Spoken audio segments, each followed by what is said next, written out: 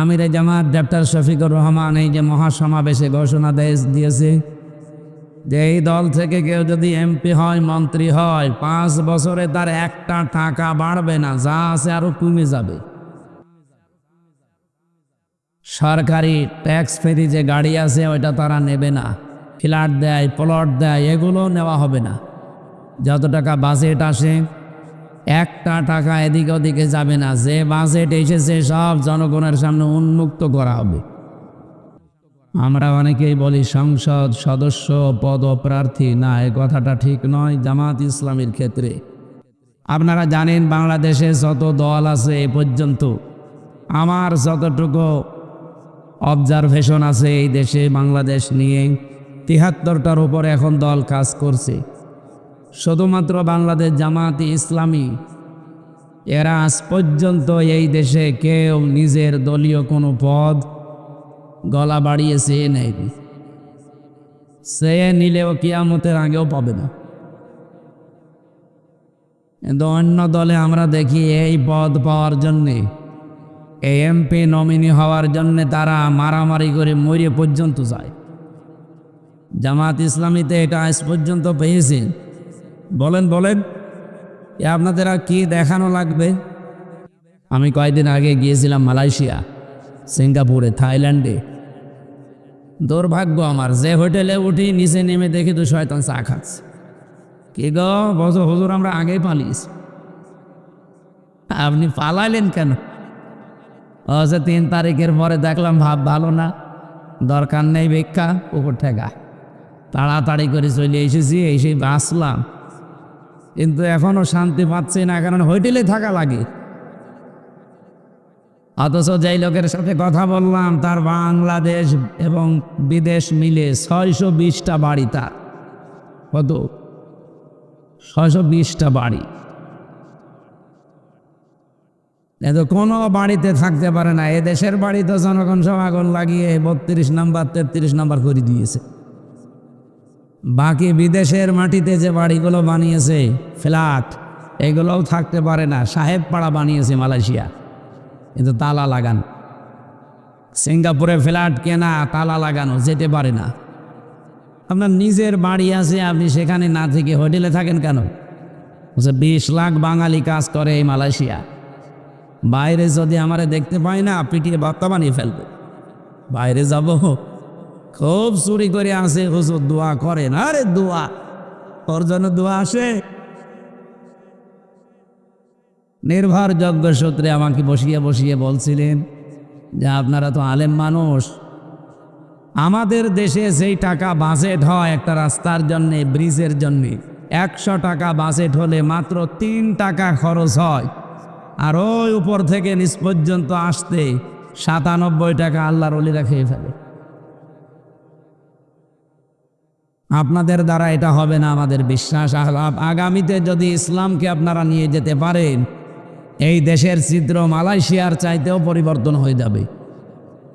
Malaysia দাঁড়িয়ে গেছে 4 সাল থেকে, আজ 21 বছরে তারা বিশ্বের মানচিত্রে আজ উল্লেখ করার মতো একটা দেশ। অথচ তারা আমাদের চাইতে নিম্নে ছিল। শুধু মরুভূমি, পাহাড়, পাথর আর পাম গাছ, তাছাড়া আমি কিচ্ছু দেখি না। অথচ বাংলাদেশের চাইতে দেশটা প্রায় 5 ডবল বড়। মানুষ মাত্র 1 কোটি, তাও বাংলাদেশের 20 লাখ বৈধ, আরো অবৈধ আছে আরো 20 লাখ, 40 লাখ। ওই দেশের মানুষ কয়জন? অথচ দেশটা দাঁড়িয়ে গেছে তাদের শুধু সততার কারণে। দুর্নীতিমুক্ত দেশ। ওরা যা বাজেট হয় ওইটাই খরচ করে, 1টা টাকা এদিক ওদিকে হয় না। আর আমাদের দেশে 3 টাকা মাত্র খরচ করেন, 97 টাকা খেয়ে ফেলে। এ দেশ দাঁড়াবে কি করে? আলহামদুলিল্লাহির রহিমির রহমান আল্লাযী খালাকানা লিল ইবাদাতি ওয়াল জান ওয়া খাসানা বিত-তাকরীমি বাইনাল হায়াওয়ান ওয়া নাশহাদু আল্লা ইলাহা ইল্লাল্লাহু ওয়াহদাহু লা শারীকা লাহু শাহাদাতান মুওসিলাতান ইলাল জিনান ونشهد أن محمدا عبده ورسوله المبعوث فينا بالهدى ودين الحق ليظهره على الأديان صلى الله عليه وعلى آله وصحبه الكرام. فقد قال الله تعالى في كلامه المجيد وبرهانه التوحيد: أعوذ بالله من الشيطان الرجيم. بسم الله الرحمن الرحيم.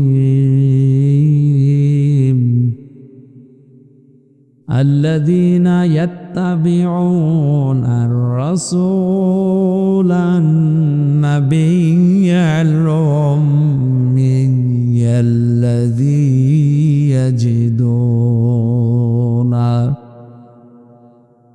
يجدونه مكتوبا عندهم في التوراة والإنجيل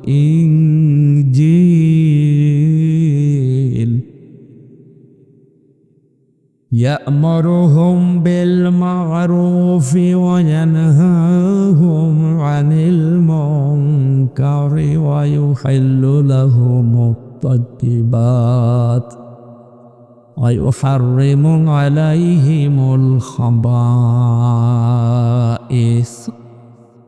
ويضع عنهم إصرهم والأغلال التي كانت عليهم. صدقت يا ربنا. اللهم صل على سيدنا مولانا. জীবনে যত প্রেম আছে কলিজায় নবীজির তরে সবটুকু দিয়ে দেব তাই। বিনিময়ে শাফাত যদি তার পাই বসে যাবে জীবনে যত ব্যথা ভার। বালাগাল বিকামালিহি কাশাফাদ্দুজা বিজামালিহি হাসনাত জামিউ খিসালিহি সাল্লু আলাইহি ওয়া আলিহি। রাজবাড়ী জেলার পাংশা থানার অন্তর্গত কলিমোহর মধ্যপাড়া জামে মসজিদ ও এলাকার যুব সমাজের উদ্যোগে মহাবিশ্বের মহাবিশ্বয় এই আওয়াজ বাড়ি খাই কেন? রিভাব দেন, ইকো বন্ধ করে রিভাব দেন। আমাদের মালিক, আমাদের মনিব, মহান রব্বুল ইজ্জাত ওয়াল জালালের মুখের পবিত্র বাণী কোরআনে কারীম, কোরআনের ব্যাখ্যা তাফসীর শোনানোর ব্যবস্থা করেছে যুবকরা। রাজবাড়ী পাংশা কলিমোহর এলাকার যে যুবকদের মা পেটে নিয়েছে, আল্লাহ যেন খাদিজাতুল কুবরার মতো বানিয়ে দেন। আরো জোরে বলেন আমিন। আর আমাদের দুর্ভাগ্য কুষ্টিয়া খোকসা, গতকালকে আল্লাহর বান্দারা বুঝে হোক না বুঝে হোক জাহান্নামের কীট যারা মানুষকে সরাসরি চোখের জিনা মনের জিনা করায়, এ পৃথিবীতে নিকৃষ্ট মানুষের তালিকায় যাদের নাম, এই মানুষগুলোকে কালকে নিয়ে এসে নাচানাচি করেছে। তো ওরাও যুবক, আপনাদের এই কলিমোহরের এলাকার এরাও যুবক। এই যুবকগুলোকে আল্লাহ ওমরের মতো বানিয়ে দেন। কুষ্টিয়া খোকসার যুবকদেরকে আল্লাহ হেদায়েত দান করেন। যদি না থাকে ওদেরকে যেন আল্লাহ তুলে নেন, কারণ এগুলো ক্যান্সার। এরা নিজেরা তো জাহান্নামে যাচ্ছে, এলাকার মানুষকেও নিয়ে যাচ্ছে। আজকের মাহফিলের সম্মানিত সভাপতি জানাব আলহাজ মাওলানা মোতাহার হোসেন দামাত বারকাতুহুমুল আলিয়া, সম্মানিত পরিচালক মুফতি আলী আকবর, এখানে আলোচনা করলেন এতক্ষণ যিনি কমারখালী থেকে আগত হাফেজ মাওলানা আব্দুস সালাম জিকির পরিচালনা করেছিলেন আল্লাহর হাফেজ মাওলানা মিরাজুল ইসলাম। আমন্ত্রিত ওলামা হজরত মাওলানা হোসাইন আল মামুন, মাওলানা আলমগীর হোসেন হাবিবুর রহমান। মঞ্চে বসা আছেন বাংলাদেশ জামাত ইসলামী কর্তৃক নমিনি। আমরা অনেকেই বলি সংসদ সদস্য পদপ্রার্থী, না, এ কথাটা ঠিক নয় জামাত ইসলামীর ক্ষেত্রে। আপনারা জানেন বাংলাদেশে যত দল আছে এ পর্যন্ত, আমার যতটুকু অবজারভেশন আছে এই দেশে বাংলাদেশ নিয়ে ৭৩টার উপরে এখন দল কাজ করছে। শুধুমাত্র বাংলাদেশ জামাত ইসলামী এরা আজ পর্যন্ত এই দেশে কেউ নিজের দলীয় কোনো পদ গলা বাড়িয়ে চেয়ে নেয়নি। চেয়ে নিলেও কিয়ামতের আগেও পাবে না।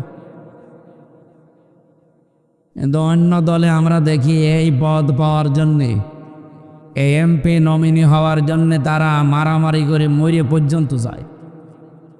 জামাত ইসলামীতে এটা আজ পর্যন্ত পেয়েছে। বলেন বলেন, আপনাদের আর কি দেখানো লাগবে? আমিরে জামাত ডক্টর শফিকুর রহমান এই যে মহাসমাবেশে ঘোষণা দিয়েছে যে এই দল থেকে কেউ যদি এমপি হয়, মন্ত্রী হয়, 5 বছরে তার একটা টাকা বাড়বে না, যা আছে আরো কমে যাবে। সরকারি ট্যাক্স ফ্রি যে গাড়ি আছে ওইটা তারা নেবে না। ফ্ল্যাট দেয়, ফ্ল্যাট দেয়, প্লট দেয়, এগুলো নেওয়া হবে না। যত টাকা বাজেট আসে একটা টাকা এদিক ওদিকে যাবে না। যে বাজেট এসেছে সব জনগণের সামনে উন্মুক্ত করা হবে। আমি কয়েকদিন আগে গিয়েছিলাম মালয়েশিয়া, সিঙ্গাপুরে, থাইল্যান্ডে। দুর্ভাগ্য আমার, যে হোটেলে উঠি নিচে নেমে দেখি তো শয়তান চা খাচ্ছে। কি গো বছর হুজুর, আমরা আগেই পালিয়েছি। আপনি পালাইলেন কেন?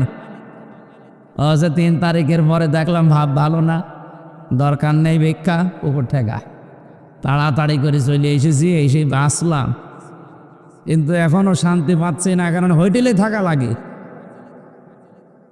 অথচ যেই লোকের সাথে কথা বললাম তার বাংলাদেশ এবং বিদেশ মিলে 620টা বাড়ি। তার কত? 620টা বাড়ি। কিন্তু কোনো বাড়িতে থাকতে পারে না। এদেশের বাড়ি তো জনগণ সব আগুন লাগিয়ে 32 নাম্বার 33 নাম্বার করে দিয়েছে। বাকি বিদেশের মাটিতে যে বাড়িগুলো বানিয়েছে ফ্ল্যাট, এগুলোও থাকতে পারে না। সাহেব পাড়া বানিয়েছে মালয়েশিয়া, কিন্তু তালা লাগানো। সিঙ্গাপুরে ফ্ল্যাট কেনা, তালা লাগানো, যেতে পারে না। আপনার নিজের বাড়ি আছে, আপনি সেখানে না থেকে হোটেলে থাকেন কেন? 20 লাখ বাঙালি কাজ করে এই মালয়েশিয়া। বাইরে যদি আমারে দেখতে পায় না, পিটিয়ে বার্তা বানিয়ে ফেলবে। বাইরে যাব, খুব চুরি করে আসে, হুজুর দোয়া করেন। আরে দোয়া, ওর জন্য দোয়া আসে?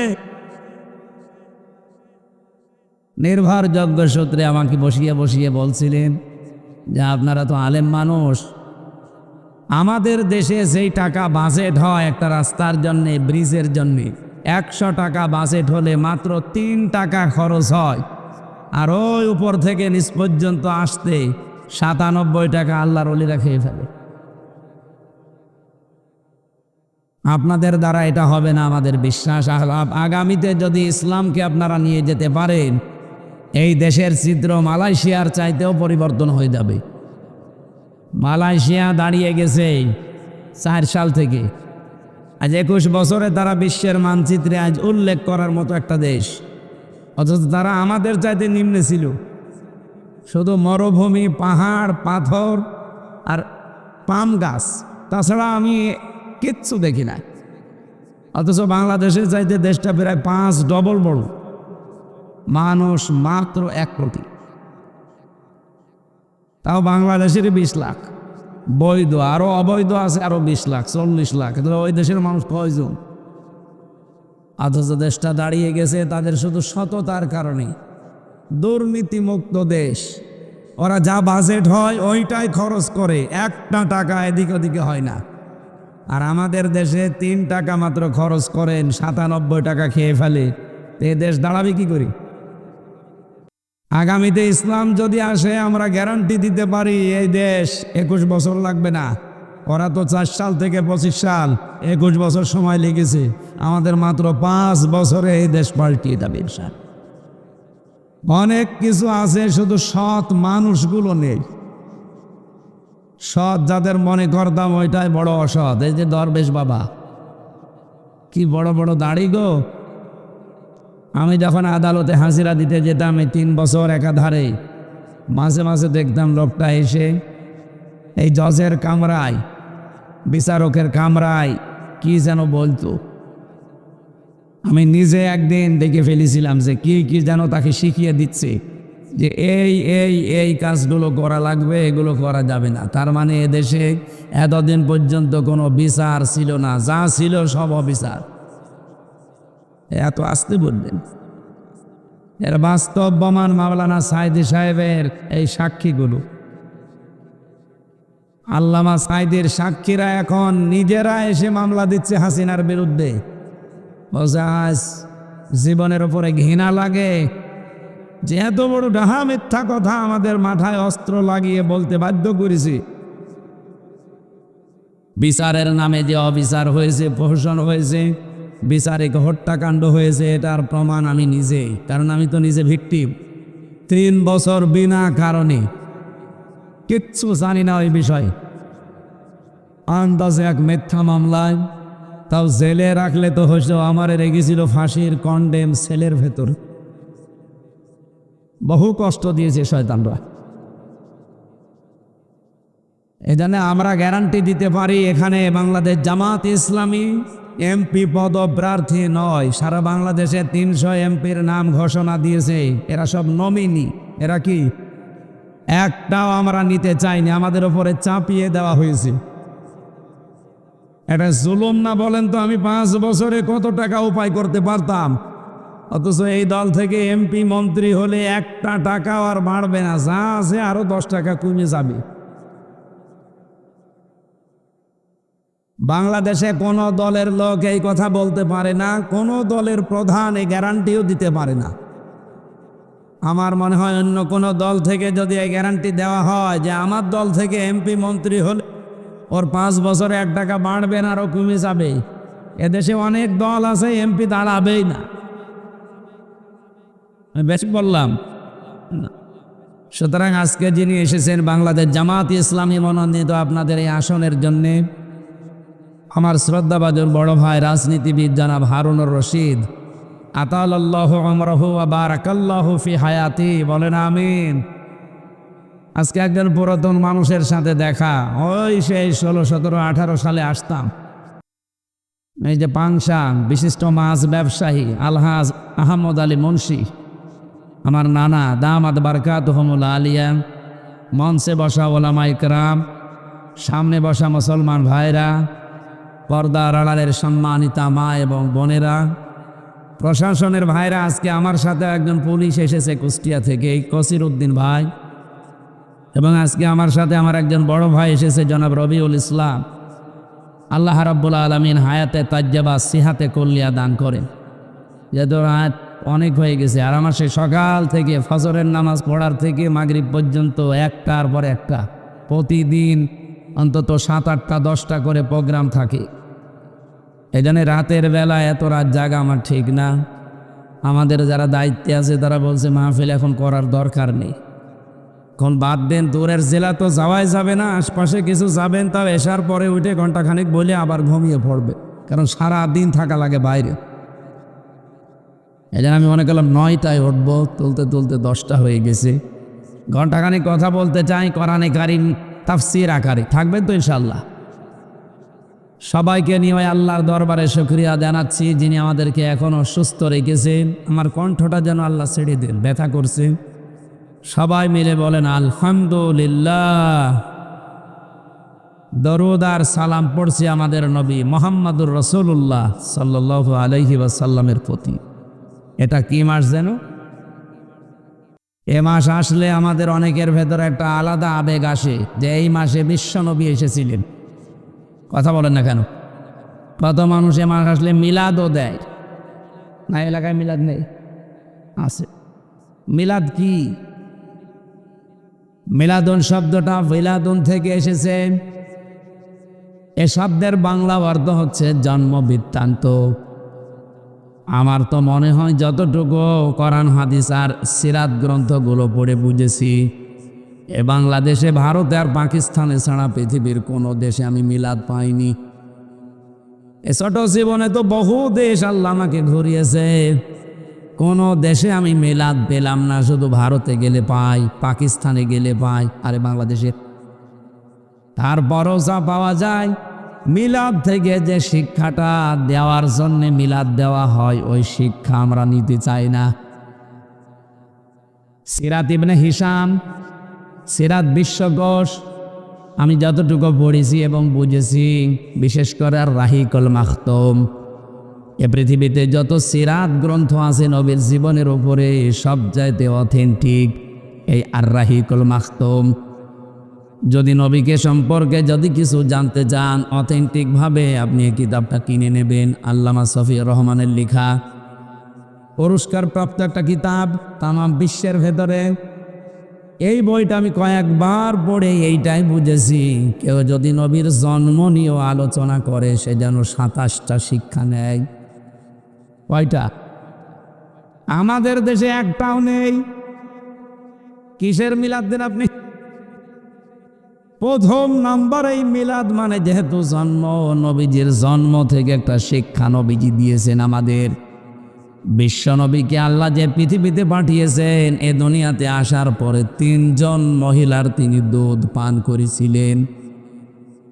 সর্বপ্রথম তার নিজের মায়ের, দ্বিতীয় নম্বরে উম্মে আইমান, 3 নম্বরে হালিমাতুস সাদিয়া রাদিয়াল্লাহু তাআলা আনহা। আমি যতটুকু বুঝলাম, এই 3 জন মেয়ে লোকের দুধ পান করতে গিয়ে সর্বশেষ নবীজি হালিমাতুস সাদিয়ার স্তনে মুখ লাগিয়েছিলেন। ডান স্তন পান করার পরে তিনি আবার বাম স্তনে লাগালেন, তিনি মুখ বের করে ফেললেন। এদিকে তাকান, গুরুত্বপূর্ণ একটা পয়েন্ট এটা। আপনি মিলাদ পড়েন, জিলাপি খেয়ে খেচুড়ি খেয়ে শেষ করে দিচ্ছেন। মিলাদ এইটা বাম স্তনে 1 বার 2 বার 3 বার মুখ লাগানোর পরে তিনি মুখ বের করে ফেললেন। চোখের ইশারা দিয়ে যেন জানাতে চাই, মা হালিমা জোর করেন কেন? ডান স্তন এটা আমার অধিকার ছিল, আমি তো পান করেছি। বাম স্তন এটা আমার অধিকার না, এটা আমার দুধ ভাই আব্দুল্লাহর অধিকার। আমি তো জানি আপনার একটা ছেলে আছে আব্দুল্লাহ। পৃথিবীতে আমি ভাইয়ের হক নষ্ট করার জন্য আসি না, এসেছি ভাইয়ের হক ফিরিয়ে দেওয়ার জন্যে। আর আজ বাড়ি বাসে যেই নবী মায়ের কোলে বসে ভাইয়ের হক মারে না, আরো ফেরত দেয়, সেই নবীর উম্মত আমরা। যত বড় হচ্ছে, ভাইয়ের হক মারার জম হচ্ছি। মনে হয় বেশি বলে ফেললাম। এবার একটা হাদিস বলবো, আবার নিজের দিকে টেনে নিন না। 1500 বছর আগের কথা। عن أبي ذر رضي الله تعالى عنه قال قال النبي صلى الله عليه وسلم من ادعى ما ليس له فليس منا وليتبوأ مقعده من النار رواه মুসলিম। বিশ্বনবী জানিয়েছেন, যেই জিনিস তোমার না, ওইটা যদি জোর করে নিজের আয়ত্তে নিয়ে নাও, 2টা ক্ষতি ওই দিন থেকে তোমার আরম্ভ হয়ে গেছে। এদিকে তাকান, আবার বলছি, যেই জিনিস তোমার না, ওইটা যদি জোর করে, জবরদস্তি করে, চাঁদাবাজি করে, দখল করে নিজের আয়ত্তে রেখে দাও, ওই দিন থেকে 2টা শাস্তি তোমার শুরু হয়ে গেছে। 1 নম্বরে, ওই দিন থেকে তুমি আর নবীর উম্মত নেই। ফালাইসা মিন্না, মাঝখানে ফা আছে। আরবি গ্রামার অনুযায়ী ফা শব্দটা 19টা অর্থে ব্যবহার পেয়েছি আমি। উপরে বর্ণিত কোনো গুণাগুণ যদি কারো ভেতরে থাকে, পরের শাস্তি বা পুরস্কার মাস্ট বি তার জন্যে হবে, এই জন্যে ফা দেওয়া হয়। আল্লাহর নবীর শব্দ চয়ন দেখেছেন, নবীজি তো লাইসা মিন্না বলতে পারতেন, ফালাইসা মিন্না বললেন কেন? সত্যিই যদি আপনার জীবদ্দশায় আপনার আয়ত্তে এমন কোন সম্পদ আপনার হয়ে যায় যেটা আপনার মালিক হওয়ার কথা না, সে যেভাবেই হোক আপনি মালিক হয়েছেন, জোর করে, জবরদস্তি করে, চুরি করে, ডাকাতি করে, ছিনতাই করে, চাঁদাবাজি করে, যদি ওই সম্পদ আপনার আয়ত্তে রেখে দেন, ওই দিন থেকে আপনি আর নবীর উম্মত নেই। হ্যাঁ, আপনি নামাজ পড়তে পারেন, আপনি রোজা রাখতে পারেন, আপনি হজ করতে পারেন, আপনি মুসলমান মনে করতে পারেন নিজেকে, কিন্তু আপনি নবীর উম্মত নেই। আমার তো হাদিসটা পড়ার পরে মনে হয় বাংলাদেশে 2024-এর আগস্টের 5 তারিখের পর থেকে এই সেপ্টেম্বরের 4 তারিখ পর্যন্ত বহু মানুষ নবীর উম্মত থেকে বের হয়ে গেছে। রাজবাড়িতে চাঁদাবাজি নেই, জন্য টের পাচ্ছেন না। কুষ্টিয়ায় যান, কত আল্লাহর ওলি আছে ওখানে, বাবা শাহজালাল, মদের কাছে কুত্তা বিড়াল সব হালাল, সব হালাল করে নিয়েছে। আমি চাঁদাবাজি করে একজনের সম্পদ নিজের দখলে নিয়ে নিলেন, ওইটার মালিক কে আপনি? বলেন বলেন। যেই নবী এই রবিউল আউয়ালে জন্ম নিয়ে মায়ের কোলে বসে ভাইয়ের হক ফিরিয়ে দেয়, আর আপনি সেই রবিউল আউয়াল মাসে মিলাদ দিচ্ছেন। মিলাদে আপনি কি পড়েন? প্রথমেই তো মিলাদের এইটা শিক্ষা যে ভাইয়ের হক নষ্ট করা যাবে না। এ ভাই মানে শুধু দুধ ভাই, আপন ভাই না। আল মুসলিম ও আখুল মুসলিম, মুসলমান মুসলমানের ভাই। এই হাদিসটাও যদি আজ রবিউল আউয়ালে আমরা মেনে নিতে পারতাম, বাংলাদেশে সাদাবাজি বন্ধ হয়ে যেত। আশা করছি আলোচনা যেখানে যাচ্ছে তারা মেনে নেবে, কারণ কথাটা কার? বিশ্বনবীর। আমি নিজে বানালাম এখন। এর পরেও যদি কারো মন খারাপ হয়, আমার মনে হয় ওর বিবেক মরে গেছে। হাদিসের দ্বিতীয় অংশটা আরো কঠিন। বলেন তো, আপনি নবীর উম্মতি যদি না থাকেন, আমির হামজা না, হারুন রশিদ না, কাবার ইমাম সাহেব দিয়েও জানাজা পড়ান, কবুল হবে? কারণ আপনি নবীর উম্মতি নেই।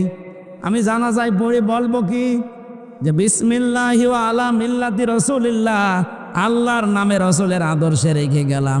আপনি তো রসুলের উম্মতি নেই। এই জন্য যারা মানুষের সম্পদ মেরে খান, সে যেভাবে হোক ধোকাবাজি করে, ফাঁকি দিয়ে, চাঁদাবাজি করে এই মুহূর্তে মাল ফেরত দেওয়া লাগবে। কারা কারা রাজি আছেন দেখে হাত তোলেন তো। এই, আপনি কি চাঁদাবাজ? তার মানে এরকম দলের লোক এখানে আছে।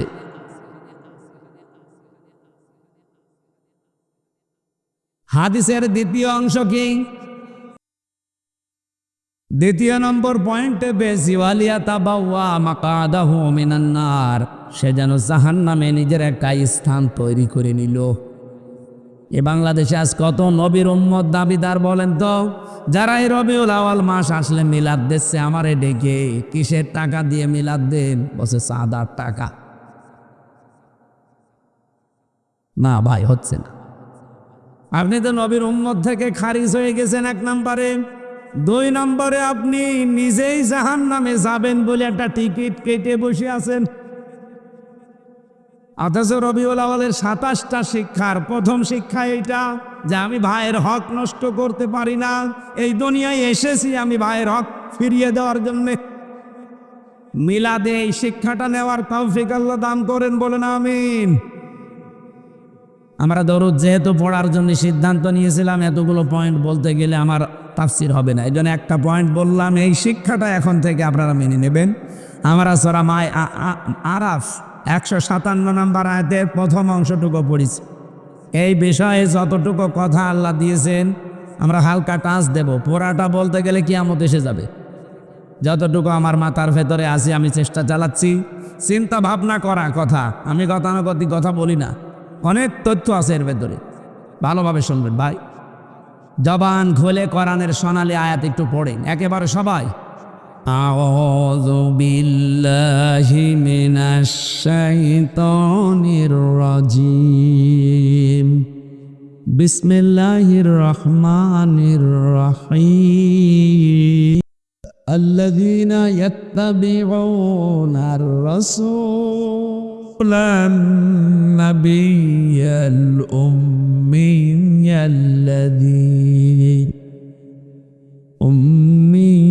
الذي يجدونه مكتوبا এ পর্যন্ত থাক। আমরা তাফসীর করতে হলে যে ঐতিহাসিক প্রেক্ষাপটগুলো জানি, প্রায় 15টা বিষয় আলোচনা আনতে হয়। 1 নম্বরে শুদ্ধ তেলাওয়া, যেটা আমরা করেছি। 2 নম্বরে মাতৃভাষায় অর্থ, যে দেশে বাস করে ওই দেশের অর্থ সে করবে। আমি এখানে বাংলা ভাষায় কথা বলি, বাংলা ভাষায় আমরা অর্থ করছি।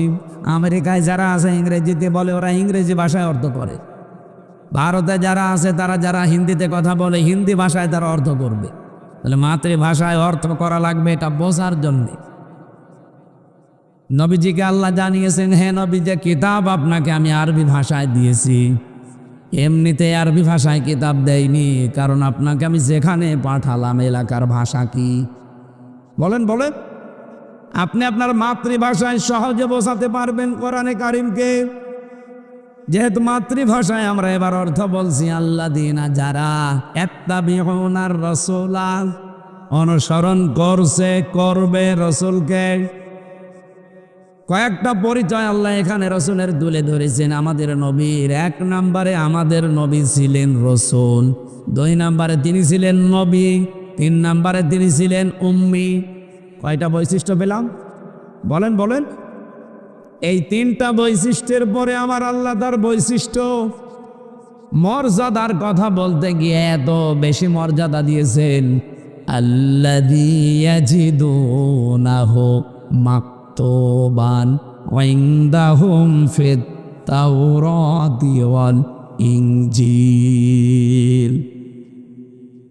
যারা আলোচনা পাবেন লিখিত অবস্থায় তাওরাতে এবং ইনজিলে। এটা নবীদের আলাদা একটা বৈশিষ্ট্য। এই পৃথিবীতে যত নবী আল্লাহ পাঠিয়েছেন, কোন নবীর আলোচনা, এক নবীর আলোচনা আর এক নবীর কিতাবে আপনি পাবেন না। কিন্তু বিশ্ব নবী মোহাম্মদ রাসূলুল্লাহর আলোচনাকে আল্লাহ তাওরাতে দিয়েছেন, জাব্বুরে দিয়েছেন, ইনজিলে দিয়েছেন। বলে সুবহানাল্লাহ।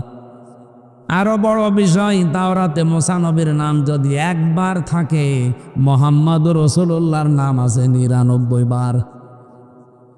ইনজিলে ঈসা নবীর নাম যদি একবার থাকে, মোহাম্মদ রাসূলুল্লাহর নাম আছে 99 বার। তার মানে ওই নবীর ওপরে কিতাব নাজিল হয়েছে ঠিক, কিন্তু তার চাইতে বেশি সম্মান মর্যাদা আলোচনা দিয়েছেন আল্লাহ মোহাম্মদ রাসূলুল্লাহকে। 3 নম্বরের বিষয় কি? এমন একজন নবী এই পৃথিবীতে তোমাদের কাছে আমি পাঠালাম, যার অনুসরণ তোমাদের জন্য ওয়াজিব, ফরজ, যাই বলেন। বিশ্ব নবীকে অনুসরণ করা কি নফল সুন্নত? বলেন বলেন। ফরজ। আর তাকে অনুসরণ করা ছাড়া পৃথিবীর কোনো ইবাদত আপনি পরিপূর্ণ করতে পারবেন না। আমি যদি হারুন ভাইকে বলি, ভাই নামাজ পড়েন, বিধান আল্লাহর, পারবে? বলেন।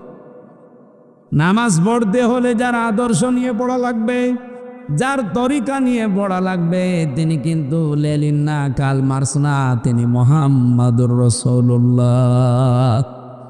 আপনাকে নামাজ পড়তে হলে মুহাম্মাদুর রাসূলুল্লাহকে দেখে দেখে পড়া লাগবে। সাল্লু কামা রাআইতুমুনি উসাল্লি। নামাজ পড়ো ওইভাবে সেভাবে আমারে পড়তে দেখো।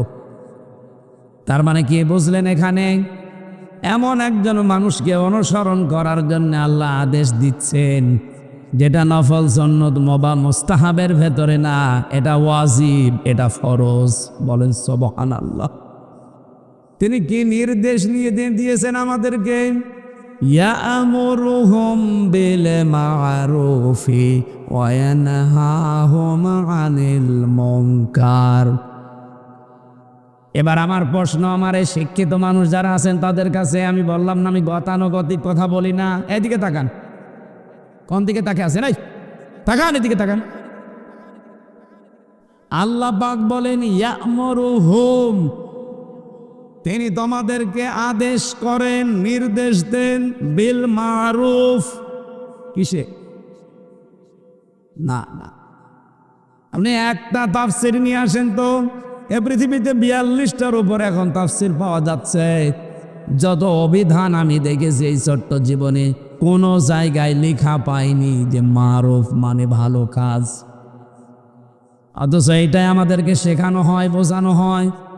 এর যদি ভেতরে যেতে পারতাম, এ দেশের চিত্র পাল্টিয়ে ফেলতে পারতাম আমরা। নবীজি নির্দেশ দিয়েছেন আমাদেরকে, ইয়ামুরুহুম বিল মারুফ, তোমরা ভালো কাজে আদেশ দাও। কোথায় আছে? মারুফ শব্দটা এসেছে আরাফা ইয়ারিফু উরফুন থেকে। এর বাংলা অর্থ হচ্ছে পরিচিত হওয়া। কথা বুঝতেছেন না? আপনারা ঘুমাচ্ছেন, কোন দিকে তাকান ভাই, কি জবাব দেন না কেন? মারুফ মানে কোনো দিন যারা লেখাপড়া করে তারা পেয়েছে কিনা বলেন তো যে ভালো কাজ? আমি তো পেলাম না। মারুফ শব্দের শাব্দিক অর্থ হচ্ছে পরিচিত হওয়া। ওই যে আরাফাতের ময়দান বলা হয়, ওটা পরিচিত হওয়ার স্থান। কি কথা বলছেন? আজকে যে সূরাটা পড়লাম এই সূরার নাম হচ্ছে সূরা আরাফ। এই আরাফ মানে জান্নাত এবং জাহান্নামের মাঝে একটা প্রাচীর, কথোপকথনের স্থান। এই আরাফ নামক স্থানটা আল্লাহ বানিয়েছেন, এদিকে জান্নাত এদিকে জাহান্নাম, মাঝখানে এই বিশাল একটা প্রাচীর দেওয়া আছে। এর উপরে আল্লাহ কিছু মানুষকে বসিয়ে ফেলবে বা দাঁড়িয়ে রাখবে। কোরআনে কারিমে আল্লাহ জবাব দিয়েছেন এ বিষয়ে, বাইনাহুমা হিজাব ওয়া আলাল আরাফি রিজালুন ইয়ারিফুনা কুল্লাম বিসিমাহুম ইলা আখিরি আয়া। এই যে আরাফ নামে যে একটা স্থান, এইদিকে তাকান না, ক্লাস হচ্ছে না, ভালো করে ক্লাস করেন। কিছু মানুষকে আল্লাহ দাঁড় করিয়ে দেবে। নবীজি বলেন সাহাবীরা এদেরকে আল্লাহ জান্নাতেও দেবে না, জাহান্নামেও দেবে না। নবীজি কিন্তু হাদিসের শেষে আর বলেননি যে তাদের দেবে কোথায়, তার মানে ওখানেই দাঁড়িয়ে থাকবে। রাজবাড়িবাসী আমাদের কপালে যদি এরকম আরাফ নামক এই জায়গাটা আমার আল্লাহ যদি আমাদেরকে দাঁড় করিয়ে দেয়, আপনি তো জান্নাতেও যেতে পারবেন না, জাহান্নামেও যাবেন না, জায়গায় দাঁড়িয়ে থাকবেন। কতদিন থাকবেন কোনো করু কিনারা নেই। লের মতো হতভাগ্য কপাল পোড়া আর কেউ আছে? বলেন বলেন। সাহাবী প্রশ্ন করলেন এরা জান্নাতে যাচ্ছে না কেন? বিশ্ব নবী বলেন এরা জান্নাতে যাচ্ছে না এই কারণ এরা সব ভালো কাজগুলো করেছে, কিন্তু মায়ের সাথে আচরণ খারাপ ছিল। এদের সবই ভালো ছিল, মায়ের সাথে বাবার সাথে এদের ব্যবহার ভালো ছিল না। মা বাবার হক এরা আদায় করতো না, এই জন্য আল্লাহ তাদের জান্নাতে দেবে না। রাজবাড়ি মাসি নিজের দিকে তাকিয়ে বলেন তো এরকম সন্তান আমরা আছি না নেই?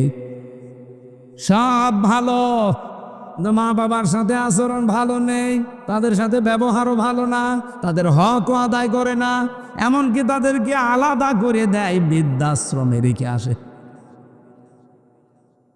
ঠিক যারা বলছি শুধু ঠিক বললে হচ্ছে না।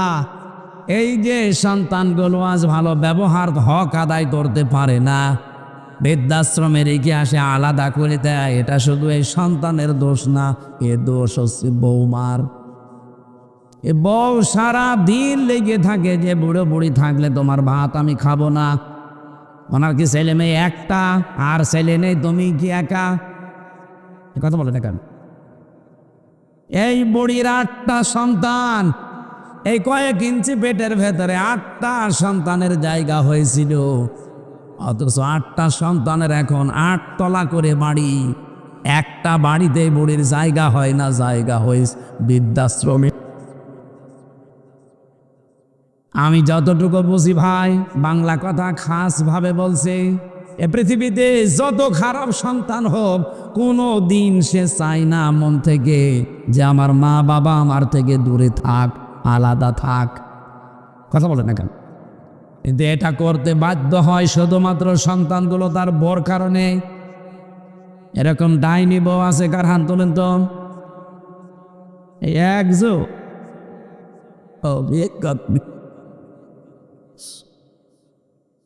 না, আমি শুধু হাসির জন্য বলি নাই, এটা বাস্তব কিনা বলেন তো। সেদিন গিয়েছিলাম কিশোরগঞ্জ, আমার নিয়ে গেল, বলছো হুজুর একটা বৃদ্ধাশ্রম দেখে যান। যে দেখি এদিকে 25 জন মা আর এদিকে 25 জন বাবা বসে আছে, মাঝখান দিয়ে আমারে দেখাতে দেখাতে নিয়ে যায়। যার সাথেই কথা বললাম হাও মাও করে হাত জড়িয়ে কান্নাকাটি করছে। একজন আমারে বলছে হুজুর আমার 3টা ছেলে মেয়ে, 2টা ছেলে আছে বাইরে, একটা আমেরিকায় আর একটা লন্ডনে, আর একটা আছে আমার মেয়ে এখানে, সে উচ্চ শিক্ষিতা, সে ঢাকাতে থাকে। আমাকে রেখে গেছে 2 বৌমা মিল করে, আমার রেখে গেছে এই বৃদ্ধাশ্রমে। আমার শেষ বয়সে একটু আশা ছিল নাতিদেরকে নিয়ে একটু আনন্দে থাকবো, অথচ আজকে আসি আমি প্রায় একটা জেলখানার মতো জায়গায়। আপনি দোয়া করেন আল্লাহ যেন তাড়াতাড়ি আমারে মরণ দেয়। और হাজবাড়িবাসী, আপনি আরাফ নামক স্থানে দাঁড়িয়ে আছেন, জান্নাতে যেতে পারবেন না কোনো দিন না, কারণ যে জান্নাতে যদি চলে যান এই হাদিস এই কোরআনের আয়াত মিথ্যা হয়ে যাবে।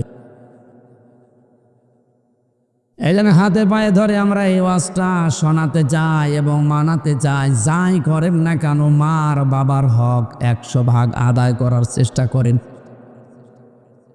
আপনার বউ যদি এখানে বাধা দেয়, মন খারাপ করে, উল্টাপাল্টা করে, দরকার হয় সংসার যদি আর না থেকে বাদ দিয়ে দেন। এরকম বউ 1টা 2টা 10টা 15টা আসবে, কিন্তু এই বুড়ো বুড়ি একবার চলে গেলে জীবনও আর পাবেন না। অনেকে আছে সন্তানের মুখের দিকে তাকিয়ে কিছু বলতে পায় না, সংসার ওইভাবেই মুখ বন্ধ করে করে যাচ্ছে। সম্মানিত মা বোনেরা, শুধু নামাজ পড়া রোজা রাখা আর কালো বোরকা পরা ইবাদত না, নিজের শাশুড়িকে মায়ের মতো মনে করাও ইবাদত। কথা বলেন না কেন? আমরা যত জামাই এখানে বসে আছি, আপনি তাকান তো স্টেজের দিকে, খালি এইটা বাদ দিয়ে তো সবই জামাই। ওটাও হবে কয়েকদিন পর। তারপরও তো যত জামাই আমার মনে হয় সবগুলো স্বামীর পক্ষ থেকে আমি গ্যারান্টি দিয়ে বলতে পারি, আমরা যেভাবে শ্বশুর আর শাশুড়িকে যেই নজরে দেখি, আমাদের বউগুলো যদি আমার মা বাবাকে ওই নজরে দেখতো, কোনোদিন মা বাবা আলাদা হতো না। এত লজ্জা দেওয়ার পরেও কিছু মহিলা আছে বলবে বলুক, দরকার হয় হুজুর মরি যাক। আপনি নামাজ পড়ে, হ্যাঁ, আপনি রোজা রাখেন, কিসের পর্দা করেন আপনি? আপনার এই ছোট মনের কারণে আজ হাজারো স্বামী মানসিক রোগী হয়ে যাচ্ছে। আমি তো নিজে গ্যারান্টি দিতে পারি এখানে বহু স্বামী এই রোগের রোগী আছে, কোনো ঔষধ নেই। ঔষধ আছে? আশা করছি আমার মেয়েরা যারা এসেছে, বিশেষ করে পুত্রবধূ যারা, বৌমা যারা, আল্লাহ পাক তাদেরকে হযরতে খাদিজাতুল কুবরার মতো বানিয়ে দেন, বলেন আমিন। এতক্ষণ পর্যন্ত বলার পরে অনেক স্বামী আছে বলছে হুজুর আপনি আরো বলেন। আরে বেটা, আরো বলেন মানে? আপনার স্ত্রী যদি সত্যিই কোনো বিষয়ে অবাধ্যতা করে, যদি বুঝে করে সেটার দায় তার, আর না বুঝে যদি করে একটু ধৈর্য ধরার চেষ্টা করা লাগবে। একটা লোক এসেছিল খলিফাতুল মুসলিমিন হযরত ওমরের কাছে বর নামে নালিশ দেবে। হঠাৎ বাড়ির বাইরে থেকে শুনি হযরত ওমরের স্ত্রী হযরত ওমরকে দরদ দিচ্ছে। কিছুক্ষণ এই আওয়াজ শোনার পরে বলছে, আল্লাহ আমি কার কাছে আসলাম? কিছু না বলে চলে যাচ্ছে। হযরত ওমর বাড়ি থেকে বের হয়ে দেখে একটা লোক এসেছে, কথাও বলার জন্য না বলে চলে যায়। বলে ভাই এদিকে আসেন। কি জন্য এসেছিলেন আমার কাছে? বলে যার জন্য এসেছিলাম জবাব পেয়ে গেছি। আমার স্ত্রীর সাথে আমার সম্পর্ক ভালো যাচ্ছে না, তার আচরণ একটু উগ্র, এই জন্য আমি আপনার কাছে নালিশ করতে এসেছিলাম, বিচার দিতে। এসে দেখছি আপনি বোর গরম শোনেন, যে আমি আপনার কাছে নালিশ দিয়ে করবো কি? হযরত ওমর লোকটার হাতে হাত দিয়ে মাথায় হাত দিয়ে বলেন, দেখো আমার এই স্ত্রীটা বিনা স্বার্থে আমার সন্তানটাকে পেটে ধারণ করেছে, জীবনের ওপরে রিস্ক নিয়ে সন্তানকে দুনিয়ায় ডেলিভারি করে আমার বাবা ডাক শুনিয়েছে, মেতরের কাছ পর্যন্ত আমার সন্তানের জন্য মেয়েটা করে, তার একটু গরম শুনলে আমার অসুবিধা কি? ও বলার দরকার, বলি যাক। আমাদের স্বামীদেরকে আমার মনে হয় এরকম একটু ধৈর্যশীল হওয়া দরকার, তাহলে সংসারে আস্তে আস্তে একটা অজানা অনির্বচন সুখ আল্লাহ দান করবে। আল্লাহ যেন তৌফিক দান, বলেন আমিন। আমি আরাফের যে ব্যাখ্যা বলছিলাম ভাইরা, নবীজি বলেন এদেরকে আল্লাহ জাহান্নামেও দেবে না। সাহাবী বলেন, হুজুর জাহান্নামে দেবে না কেন? আমি কিন্তু ওই মারুফ শব্দটার ব্যাখ্যা করার জন্য পর্যন্ত এসেছি। এদিকে তাকান, জাহান্নামে দেবে না এই কারণে এরা আর যাই করুক না কেন দুনিয়াতে দিন কায়েমের জন্য আন্দোলন করত। দিন কায়েম হয়নি অসুবিধা নেই, কিন্তু তাদের মন প্রাণ ছিল দিন যেন কায়েম হয় জমিনে। আল্লাহ পাক এই কাজটাকে এত বেশি পছন্দ করেছে, এদের আর যাই হোক জাহান্নামে দেবে না। রাজবাড়িবাসী এটা রেকর্ড হচ্ছে, সারা বাংলাদেশ চলছে এখন। আহ্বান জানাবো, আর চাই করেন না কেন, ইসলামী আন্দোলন একামতের দিন এই পৃথিবীতে কায়েম করার জন্য আপনি মন প্রাণ দিয়ে চেষ্টায় থাকবেন। কায়েম হলে তো ভালো, না হলেও আপনার কোনো লস নেই, আপনাকে আল্লাহ জাহান্নামে দেবেন অন্তত। এখন যদি বলেন দলিল আপনি বানিয়ে বলছেন না, সূরা সফ 10 নম্বর আয়াত, আপনি দেখেন এই আয়াতগুলো পরিচিত আয়াত, পড়ে দেখেন এখানে আছে হাল আদুল্লুকুম আলা তিজারাতিন তুনজিকুম মিন আযাবিন আলীম। এমন একটা ব্যবসার কথা তোমাদেরকে বলবো যেটা করলে জাহান্নামে যাওয়া লাগবে না। সেই ব্যবসা এইটা, জান আর মাল দিয়ে আল্লাহ রাসূলকে বিশ্বাস করার পর সর্বাত্মকভাবে তাদের বিধান এই জমিনে কায়েম করার জন্য চেষ্টা করা। আল্লাহ বলেন যালিকুম খায়রুল লাকুম, এইটাই ভালো কাজ, ইন কুনতুম তা'লামুন, যদি তোমরা জানো। আমরা যারা জেনে ফেলেছি যে এটা ভালো কাজ, এটা উত্তম কাজ, এটা আল্লাহর কাছে প্রিয় কাজ, তাদেরকে মাথায় বাড়ি দিয়েও আপনি আটকাতে পারবেন না। আমি গ্যারান্টি দিতে পারি যে হারুন রশিদ এই লোকটার মাথায় যদি আপনি লাঠি দিয়ে মারি দেন যে কালকে থেকে দিন কায়েমের আন্দোলন আপনি আর থাকবেন না, ওরে মেরে ফেলা ছাড়া আপনি বাধা দিয়ে রাখতে পারবেন না। জিজ্ঞাসা করেন, ওর জীবনটা ওই দিনই উনি অক্ষ করে দিয়েছে যেদিন বলেছে, বলে ইন্না সলাতি ওয়া নুসুকি ওয়া মাহইয়ায়া ওয়া মামাতি লিল্লাহি রাব্বিল আলামিন। একটা যারা বুঝে পড়ে, মেনে নেওয়ার নিয়তে পড়ে, তামাম দুনিয়া দিয়ে দিলে ওই ইসলাম কায়েমের আন্দোলন থেকে তাকে আপনি সরাতে পারবেন না। অনেকেই বিভিন্ন কায়দায় সরানোর চেষ্টা করছে। আরে ভাই, পথ দিয়ে জীবনেও পারবেন না। তামাম দুনিয়া একদিকে, আপনি তাকে দেখবেন একদিকে। আমার কুষ্টিয়ার জেলা আমির কালকে একটা ঘটনা বলছিল, চোখে পানি চলে এসেছে। আমার কুষ্টিয়ার ইবি থানার একজন জামাত ইসলামের কর্মী, রোকনওয়ালা নিবেদিত কর্মী, ইসলাম কায়েমের জন্য তার মন আছে, এমন মন সে বানিয়েছে।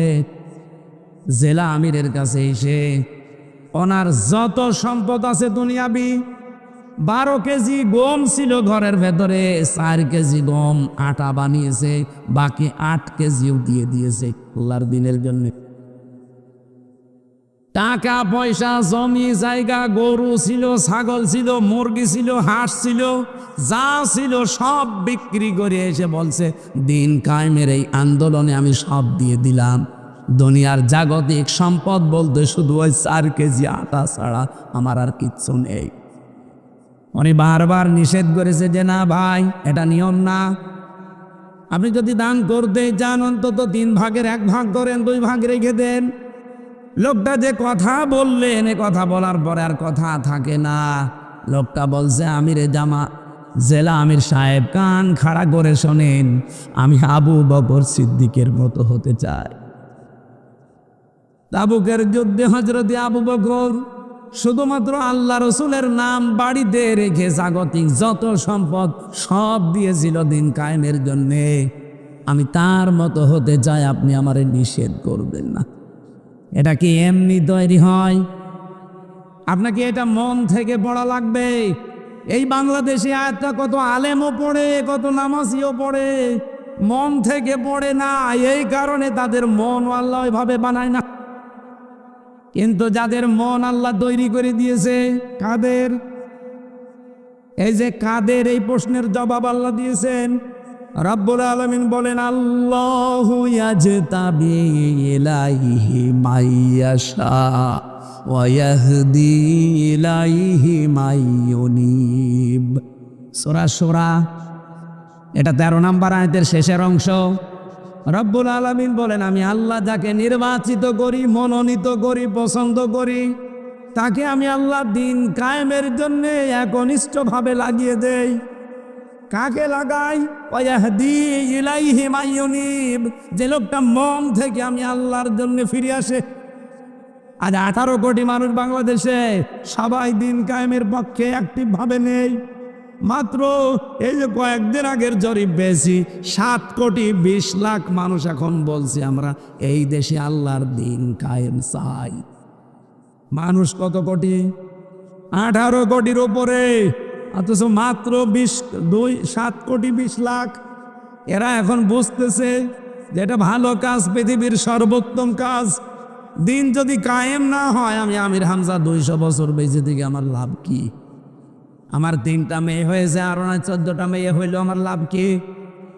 আমার তো লাভ হবে ওই সময় চর্ম চোখে যখন দেখতে পারবো যে আল্লাহর এই কালাম দিয়ে এই দেশটা চলছে।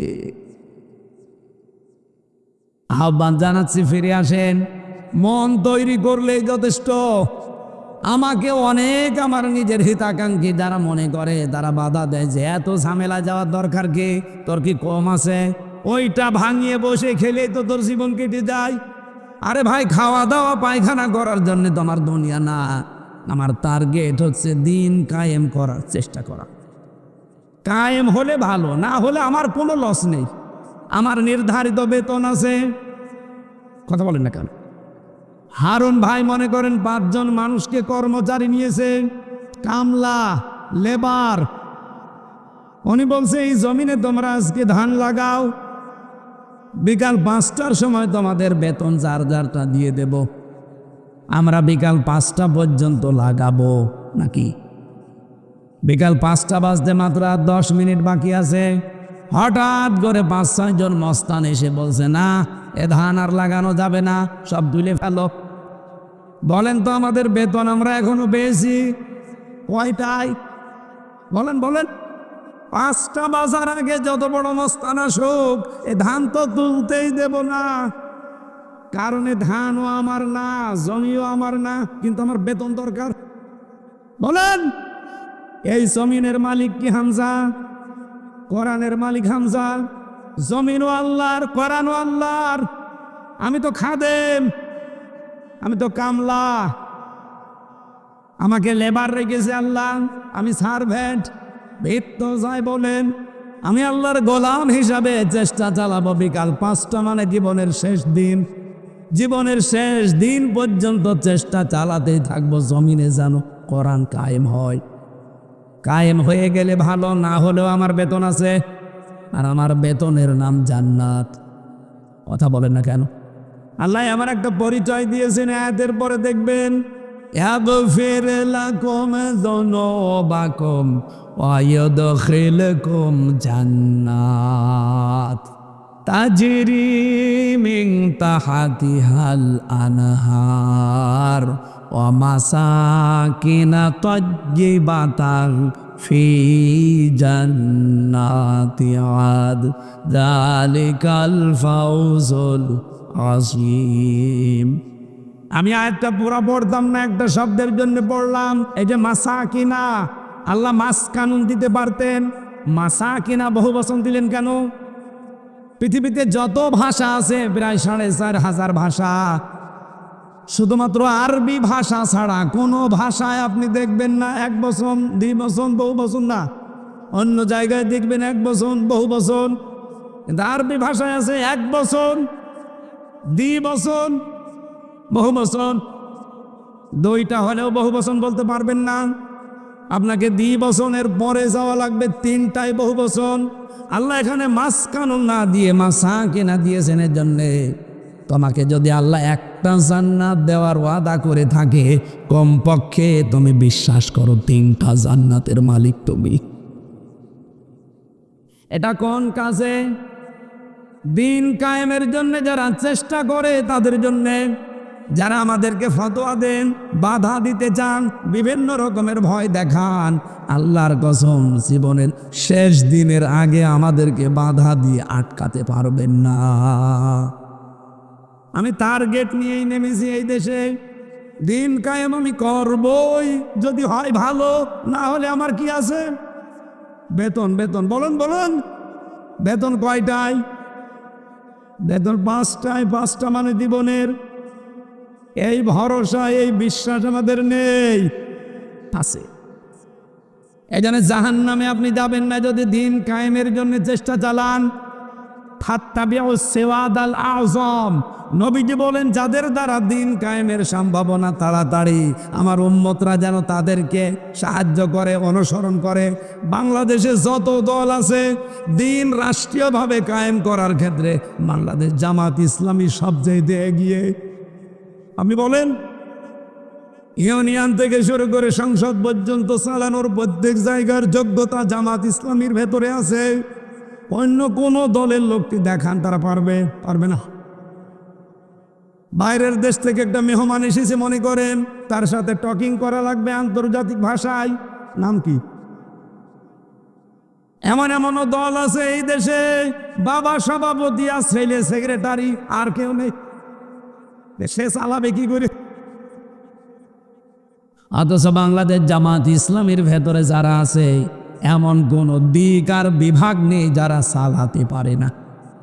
ওরা সংসদও যেমন চালাতে পারে, হাসপাতালও চালাতে পারে, এক কথা বলেন, ওরা ব্যাংকও চালাতে পারে, ব্যবসাও চালাতে পারে, এমনকি ওই মানুষগুলো ইউনিয়ন পরিষদও চালাতে পারে। বাংলাদেশে 1500-র উপরে মেম্বার ছিল জামাতের, 1 টাকা দুর্নীতি তারা করে নাই। 1000-এর ওপরে চেয়ারম্যান ছিল ইউনিয়নের, 1টা টাকা দুর্নীতি পাওয়া যায়নি।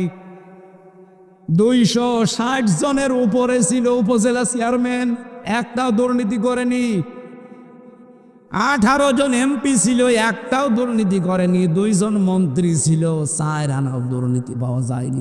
এর চাইতে আপনার কি দেখবেন? আবার এর চাইতে ভালো মানুষ পেতে হলে আপনাকে ফেরেশতা জিবরাইল লাগবে, তাছাড়া মানুষ দেওয়ার হবে না। যারা দায়িত্ব পেলে কোটি কোটি টাকার মালিক হয়ে যায়, একটা মেম্বারই, সেখানে একজন মন্ত্রী, তার 4 আনা দুর্নীতি নেই। সাতক্ষীরায় আমি নিজে দেখেছি, একজন ইউনিয়নের চেয়ারম্যান, উনি বিএ পাস, চেয়ারম্যান জামাত ইসলামীর। এই সকাল 10টা থেকে বিকাল 4টা পর্যন্ত ইউনিয়নের দায়িত্ব পালন করে, আর বিকাল 4টা থেকে রাত 8টা পর্যন্ত তরকারি বিক্রি করে। আপনি আল্লাহর অলি খুঁজতে চলে যাচ্ছেন আটরশি, আল্লাহর অলি খোঁজার জন্য চলে যান আপনি সেই দেওয়ানবাগি। আল্লাহর অলি খোঁজার জন্য চলে যাচ্ছেন বরিশাল। আরে ভাই, আল্লাহর অলি তো ওইটা আছে, তার কর্মজীবনে সঠিক কথা বলেন। এইটা তৈরি করার জন্য একটা ফ্যাক্টরি বাংলাদেশ জামাত ইসলামী। 1 বছর 1 মাস পার হয়ে গেল, এদের দ্বারা 1টা টাকা চাঁদাবাজি হয়নি। এরপর আবার কি দেখতে চান? একটা কথা যদি ভুল প্রমাণ করতে পারেন, কারো যদি মন খারাপ হয়, তার মনের দোষ। বলে উনি এসে জামাতের কথা বলে, আমাদের কথা বলে না। তোদের কথা বলবো কি করে? তোর কথা কোরআন হাদিসে আছে? হ্যাঁ, যা আছে তা তো বলা যায় না, ও তো কোরআন বিরোধী। এই যে পাবনা ঈশ্বরদী আটঘরিয়ায় হাবিবুর রহমান হাবিব, জাকারিয়া পিন্টু নামে আল্লাহর এক বান্দা, এ 2 জন প্রকাশ্য কোরআনের অনুষ্ঠানে বাধা দেয়। এদের মুসলমান বলা যায় না, এরা কাফের। বলে না, আমরা কোরআনে বাধা দেই না, জামাত ইসলামী। আমারে বাধা দিচ্ছেন কোন কারণে? এতক্ষণ পর্যন্ত যা বলেছি কোরআনের ব্যাখ্যার বাইরে একটা কথা দেখান তো। বলে আমার পক্ষে বলেন না। তা আপনার পক্ষে বলবো কি করে? আপনি মাল খান, আপনি ডাল খান, লাল পানি ছাড়া আপনার চলে না। আমি আপনার পক্ষে কথা বলে আমি মার খাবো? আমার জব্বা কেটে ফেলবেন আল্লাহ? আন্দোলনের কথা এই জন্য বলছিলাম আপনি যেন জাহান্নামে না যান। এরপরে আপনার বিবেকের ওপরে ছেড়ে দিলাম। সবাইকে তো আল্লাহ নিয়ে আসবে না। আল্লাহ যাকে নির্বাচিত করে, পছন্দ করে, তার দিয়ে এই কাজ করাবে। এবার আসেন, রাসূলুল্লাহ এই যে রবিউল আউয়াল মাসে এসেছিলেন, ওনার যে 6টা কাজ ছিল, তার প্রথম কাজ তিনি আদেশ দিতেন। কি কাজের? না না না না, মারুফ শব্দের শাব্দিক অর্থ এবার বলছি। মারুফ মানে পরিচিত, পরিচিত কাজের আদেশ দিতেন। এখন পরিচিত কাজ কি? আর পরিচিত কাজ তিনি পেয়েছিলেন কোন সময়, কোথায় পরিচয় হয়েছিল এই কাজগুলোর সাথে?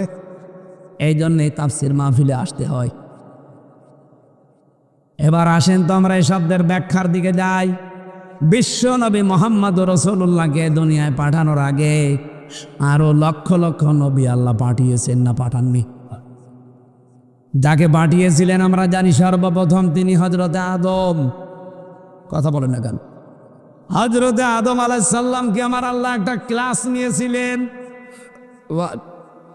আল্লামা আদামাল আসমাআ কুল্লাহা, আমি আদমকে যত কিছুর নাম আছে সব শিখিয়ে দিয়েছি।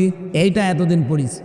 এখানে নাম মানে শুধুমাত্র আলু, পটল, ঝিঙা এগুলোর নাম না। বলেন তো এখানে ক্লাস নিচ্ছে সরাসরি কে? ছাত্রকে? আদম নবী, হারুন না হামজা না, সরাসরি আল্লাহ নিজে ক্লাস নেয়। শিক্ষক, ছাত্র, নবী একজন। আর ক্লাসরুম কি এই কলিমোহর? কোন জায়গায়? জান্নাত। আপনি হিসাব করতে পারেন যে জান্নাতের মতো একটা জায়গা ক্লাসরুম, সেখানে ছাত্র সরাসরি একজন নবী, তার সর্বপ্রথম নবী। আর ক্লাস নিচ্ছে যে সে শিক্ষক না, কে? আল্লাহ সরাসরি নিজে। আপনার কি মনে হয় যে ওই ক্লাসে আল্লাহ আলু গাছ, কলা গাছ, পটল, ঝিঙা গাছ এটা শিখিয়েছে? এখানে আসমা বহু বছর। এই আসমা মানে শুধু নাম না। যত পরিচিত কাজ এই পৃথিবীতে হতে পারে, তার মানে আমরা সৎ কাজে আদেশ করো, অসৎ কাজে নিষেধ করো, এই শব্দটাই আল্লাহ ওই দিন শিখিয়েছেন। এরকম ভালো কাজ, সৎ কাজ, পরিচিত কাজ এই কোরআনে আছে 500। এই পরিচিত কাজগুলো আল্লাহ তাকে শিখিয়েছিলেন ওই এক ক্লাসে। আর আমরা যেহেতু আদমের সন্তান, তার পিঠ থেকে বের হয়েছি, ওই ক্লাসে আমরা ছিলাম। এটা দুনিয়াতে দেখবেন অনেকে লেখাপড়া যদি নাও করে, তাও কোনটা ভালো কাজ কোনটা মন্দ কাজও কিন্তু জানে। ও জানলো কবে? ওই ক্লাসে যেদিন আদম নবী ক্লাস করেছিলেন। তাহলে যত ভালো কাজ, যত মন্দ কাজ, যত পরিচিত কাজ, এই কাজের সব খবর আল্লাহ ক্লাসে শিখিয়েছিলেন বাবাকে। বাবার পিঠে আমরা ছিলাম, আমাদের অটোমেটিকভাবে আল্লাহ এটা দিয়ে দিয়েছে। এটা আমরা অনেকে জানি। আজ ভালো কাজ কি কি আমরা জানি না, অন্যায় কাজ কি কি আপনি কি লেখাপড়া করে জানেন না এমনি জানেন? ওই ক্লাসে শিক্ষা করা, এটা ভালো কাজ, এটা পরিচিত কাজ। এই পরিচিত কাজগুলোর আদেশ করা লাগবে। অথচ 54 বছরে বাংলাদেশে আদেশের জায়গায় আমরা যেতে পারিনি। আদেশের জায়গা কি? চেয়ার। এই 54 বছরে ইসলাম চেয়ারে ছিল, আদেশের জায়গায় ছিল না, ছিল অনুরোধের জায়গায়। ওয়ানহাহুম আনিল মুনকার, অন্যায় কাজে তিনি নিষেধ করেছে। কে বলেছে? অর্থ অন্যায় কাজে তিনি বাধা দিয়েছে। এই রাজবাড়িতে নদী আছে, এই নদীতে স্রোত চলছে, যে যদি আমি আর হারুন ভাই বলি সুবহানাল্লাহ, ফু দিয়ে দিলাম, বন্ধ হবে? ওটা বন্ধ করার জন্য প্রাচীর দেওয়া লাগবে, বাধা দেওয়া লাগবে, প্রতিবন্ধকতা সৃষ্টি করা লাগবে। অন্যায় কাজ দেখে শুধু বলেন নাউজুবিল্লাহ, আস্তাগফিরুল্লাহ। আজকে এসেছিল অপু বিশ্বাস, কি সিন তার সিনারি আমি শুধু পেপার দেখেছি, এই আমার মাথা গরম হয়ে যাচ্ছে। আর যারা বসে বসে দেখছে আর সুবহানাল্লাহ পড়ছে। অলঙ্গ অর্ধ অলঙ্গ পোশাকে তারা নাচানাচি করে, মানুষ দেখে আর আনন্দ পায়। কত জেনা আজকে হয়েছে কুষ্টিয়ার বুকে, বলেন তো? এই কাজগুলো কি ওয়াজ করে ও বাবা সলিমদ্দি তোমাকে ফু দিয়ে দিলাম বন্ধ হবে? কি করা লাগবে? আইন পাশ করে বাধার প্রাচীর তৈরি করা লাগবে। আমরা এইটা চাচ্ছি। এইটাকে অনেকে রাজনীতি মনে করে, এটাকে দুনিয়ার কাজ মনে করে, যা মনে করেন করেন, এইটাই আমাদের কাজ। কারণ আমরা ভালো কাজ, পরিচিত কাজ এইটাই জানি, যে একটা ক্লাসে আমরা শিখেছি। এটা আপনিও জানেন, কিন্তু আপনি এখন প্রচার করছেন না। আল্লাহ রাব্বুল আলামিন এই পরিচিত কাজগুলো 500টা জানার এবং আমল করার তৌফিক দিন। আমরা আর আগাতে পারছি না। এখন 11টা 15 বাজে, না ঘুমালে সকালে আমি আর উঠতে পারবো না। ফজরের নামাজ সকালে আবার ছোটাছুটি করা লাগবে সারাদিন। 9টায় উঠতে পারলে 1.5-2 ঘন্টা কথা বলতে পারতাম না ভাই। 11টার পরে কথা বলাই ঠিক না। আল্লাহুম্মা আমিন। আয়াতটা পুরা শেষ করতে পারলাম না, মাফ চেয়ে নিলাম। লা ইলাহা ইল্লা আনতা সুবহানাক ইন্নী কুনতু মিনাজ জালিমিন। রব্বুল আলামিন, রাজবাড়ী জেলার পাংশা গলি মহরের দিকে একটু তাকাও। কোরআনের কথা আমরা জাতক পাখির মতো শুনছিলাম, যতটুকু শুনেছি আল্লাহ মেনে চলার তৌফিক দাও। এ মাহফিলের আয়োজন করতে গিয়ে যারা শ্রম দিলে যুবকদেরকে কবুল করে নাও। মরহুম প্রকৌশলী একেএম রফিকউদ্দিন পান্না মিয়া দোয়া চেয়েছে, আল্লাহ তার জীবনের ভালো কাজ মঞ্জুর করো, অন্যায় কাজগুলো মাফ করে দাও। দিনের সঠিক কথাগুলো বোঝানোর জন্য আমি প্রাণ দিয়ে চেষ্টা করছি। আল্লাহ তোমার বান্দাদেরকে সহজে বোঝার এবং মানার সুযোগ করে দাও। সম্মানিত মা বোনদেরকে তুমি খাদিজার মতো, আয়েশার মতো বানিয়ে দাও। এ বিশাল আয়োজনে যে যুবকরা আশ্রম দিয়েছে, এই যুবকদেরকে তুমি আর খারাপ পথে দিও না, ভালো পথেই কবুল করে নাও।